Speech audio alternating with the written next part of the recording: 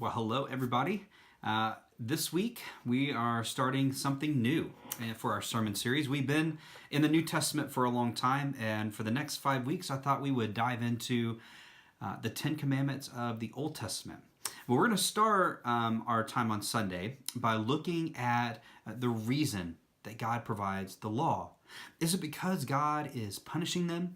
Is it because God feels like they're so terrible that they just won't be able to do anything right unless he, slaps down these commandments and makes them do what he's telling them to do? Or maybe he gives the law because he loves them, because he's already shown them his grace. I think that's probably the place where it's coming from, but we're going to talk about that a little bit more on Sunday. We're also going to look in Exodus 20, actually at the first two of the commandments. Now, there is debate about how to count the commandments, or rather which one of them comes first and second and all that. I don't want to dive into that debate. The point of the first is to love the Lord. And so we're going to talk about what it really means to love God, to put God first. And that leads right into the second one of not having idols, not creating idols.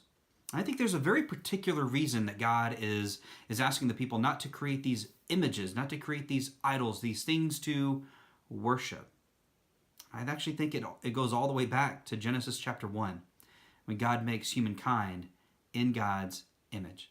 We're going to dive into all that. There's a lot to explore with these 10 commandments over the next 5 weeks.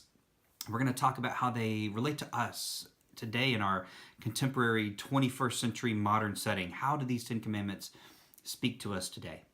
So I'm really looking forward to this study. We're going in a different place than we've gone so far together, but I really think it's going to be good. And so I hope you'll join us Sunday. I hope you'll read ahead and be prepared to dive into this new material.